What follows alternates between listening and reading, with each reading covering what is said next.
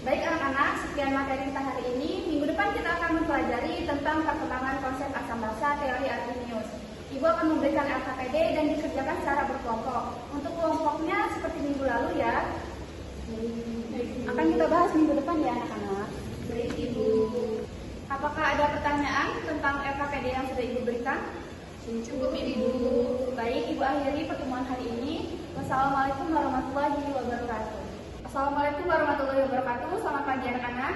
Waalaikumsalam warahmatullahi wabarakatuh. Selamat pagi Ibu. Minggu lalu Ibu sudah memberikan LKPD, apakah sudah dikerjakan? Sudah Ibu. Baik, berarti sudah tahu ya materi kita hari ini. Nah, sebelum membahas LKPD yang sudah kalian kerjakan, Ibu minta kalian lihat gambar yang Ibu tampilkan dan identifikasilah bahan tersebut bersifat basa atau asam. Ada yang bisa menjawab? Saya Ibu. Air jeruk bersifat asam karena ketika dicicipi rasanya masam. Kalau sabun saya belum bisa mengetahuinya Bu, apakah bersifat asam atau basa. Yang lain adakah yang bisa menambahkan jawaban dari teman kalian? Kami juga belum mengetahuinya Bu. Baik, terima kasih. Benar sekali ya, untuk air jeruk bersifat asam karena saat dicicipi rasanya asam. Namun tidak semua zat bisa kita ketahui sifatnya hanya dengan mencicipi rasanya, seperti sabun tadi. Dan juga ada beberapa zat yang berbahaya yang tidak boleh kita mencicipinya atau menyentuhnya. Izin bertanya Ibu. Silakan. Lalu bagaimana cara mengidentifikasi sifat suatu zat tanpa mencicipi atau menyentuhnya Bu? Yang lain ada yang bisa menjawab? Dari buku yang pernah saya baca, kita bisa mengidentifikasi sifat suatu larutan termasuk asam atau basa dengan melakukan percobaan menggunakan kertas kaktus Bu. Oke, benar ya. Nah, sekarang kita coba bahas LKPD yang sudah Ibu berikan minggu lalu. Untuk kelompok 1, ada yang bisa menjawab berdasarkan tabel yang sudah Ibu berikan pada LKPD? Baik Ibu. Baik, untuk soal nomor 1, berdasarkan tabel hasil pengamatan tersebut, ada 3 pasang warna indikator, yaitu merah-merah, biru-biru, dan merah-biru. Oke, benar ya. Bisa dilihat pada tabel bahwa terdapat 3 pasangan warna indikator. Oke, lanjut untuk soal selanjutnya. Baik Ibu, di sini kami menentukan bahwa kelompok sampel yang bersifat asam adalah air jeruk, larutan HCl, larutan CH3COOH, larutan H2SO4, dan larutan asam jawa. Kami menentukan sifat ini berdasarkan literatur yang kami temukan Ibu. Baik, dari kelompok lain adakah yang berbeda pendapat? Ayo, jika ada yang berbeda silahkan disampaikan ya. Dan jika masih bingung, coba kalian hubungkan kembali dengan gambar yang sudah kalian identifikasi pada awal pembelajaran tadi. Ibu, kalau dari kelompok kami jawabannya sama, tapi alasannya kami mengelompokkan larutan bersifat asam berbeda Bu. Oke, coba kalian jelaskan.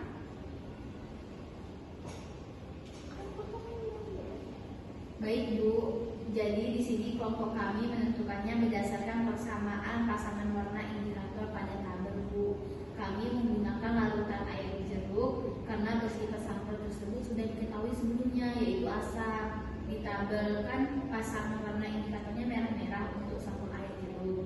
Nah, sampel yang punya pasangan warna indikator yang sama dengan larutan air jeruk itu adalah larutan HCl, larutan CH3COOH, larutan H2SO4, dan larutan asam jawa. Jadi yang bersifat asam itu adalah kelompok pasangan warna indikator merah-merah tersebut Bu. Oke, terima kasih. Benar ya yang dijelaskan oleh kelompok 4. Nah, kan di tabel tadi sudah dicantumkan perubahan warnanya ya. Dan di soal pun diminta untuk mengelompokkan berdasarkan pasangan warna indikator yang ada pada tabel. Jadi seharusnya kalian cukup berpatokan pada tabel hasil pengamatan yang ada. Untuk jawaban kelompok lainnya, jika masih ada yang kurang, diperbaiki ya. Baik Ibu. Pertanyaan selanjutnya bisa dilanjutkan oleh kelompok 3 ya. Maaf Bu, kami masih bingung Ibu bagaimana mengelompokkan larutan yang bersifat basa Bu. Oke, coba kalian amati lagi tabel hasil pengamatan dan bandingkanlah sampel asam yang telah kalian identifikasi tadi dengan sampel lainnya. Adakah perubahan warna yang menunjukkan hasil yang sangat berbeda dengan sampel asam tadi? kami ingin mencoba menjawab Ibu. Baik, silakan.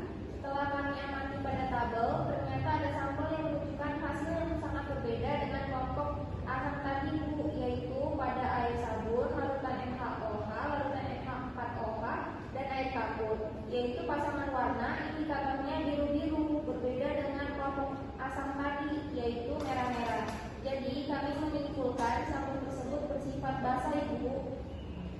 Oke, bagus. Benar sekali ya yang disampaikan teman kalian bahwa pasangan warna indikator pada air sabun, larutan NaOH dan larutan NH4OH dan air kapur itu sangat berbeda dengan pasangan warna indikator pada larutan asam tadi. Sehingga dari perbedaan pasangan warna indikator tersebut dapat disimpulkan bahwa sampel tersebut bersifat basah. Sampai di sini ada yang ingin ditanyakan?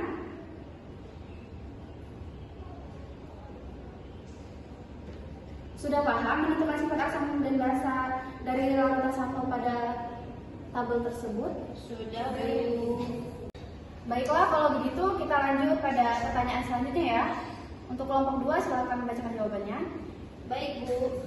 Kelompok sampel yang menunjukkan pengamatan warna pasangan indikator di antara kelompok sampel yang bersifat asam dan basa, yaitu merah biru, adalah air suling dan larutan NaCl. Kelompok sampel ini bersifat netral, Bu.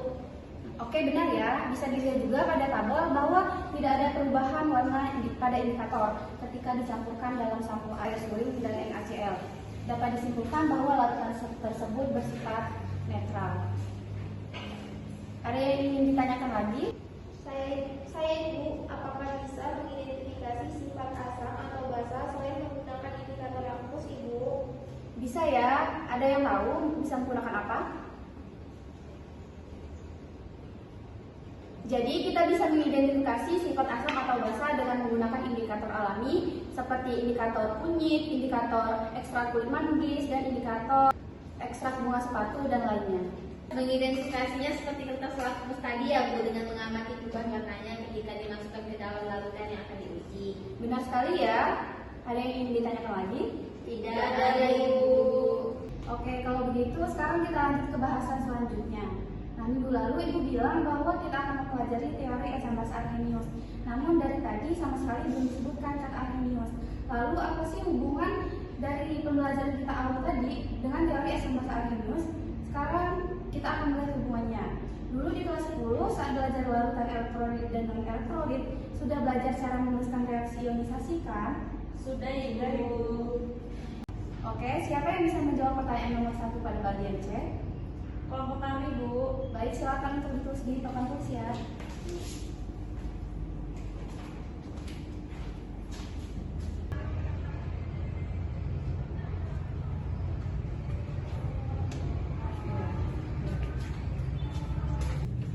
Oke, benar ya jawaban dari teman kalian. Kira-kira apa yang bisa kalian amati dari reaksi ionisasi tersebut? Apakah kalian masih bingung? Coba lihat satu persatu jenis larutannya dan lihat hasil reaksinya.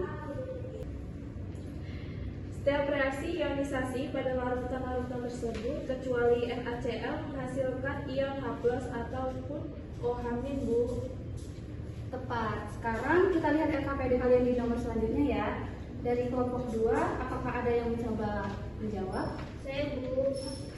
Kan di tabel pengamatan sebelumnya kita sudah mengetahui larutan apa saja yang bersifat asam, basa, dan netral. Larutan-larutan ini kita kelompokkan berdasarkan sifatnya. Setelah dibuat reaksi ionisasinya, diperoleh bahwa pada larutan asam, reaksi ionisasinya menghasilkan ion H+. Lalu pada larutan basa, reaksi ionisasinya menghasilkan ion OH-, Bu. Baik, terima kasih. Nah, dari pembahasan kita hari ini, adakah yang bisa menyimpulkan pengertian asam dan basa menurut Arrhenius? Saya, Bu. Jadi menurut Arrhenius, asam adalah larutan yang menghasilkan ion H+, sedangkan basa adalah larutan yang menghasilkan ion OH-. Oke, terima kasih. Tapi masih belum lengkap ya, adakah yang bisa melengkapi? Saya, Bu. Menurut Arrhenius, asam adalah zat yang menghasilkan ion H+ apabila dilarutkan dalam air.